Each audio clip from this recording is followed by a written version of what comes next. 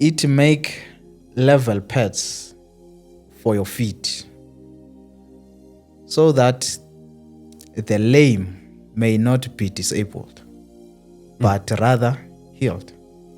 It's not fair for a person who's not like me to be treated as if you are an object to be preyed upon whenever you went to church. In my understanding, it's a choice. Let me put it that way. Yeah. In my understanding, it's a choice. I once watched Ikozami one day. Okay.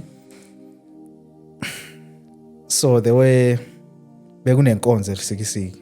Okay. So they are praying for people.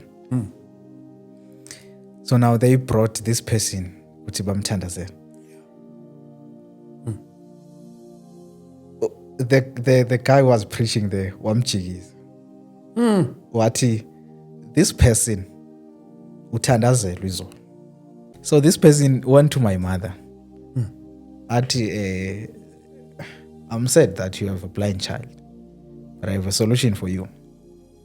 Okay? When you mukhulisa umuntu one disability, everyone is giving you solutions. Yeah.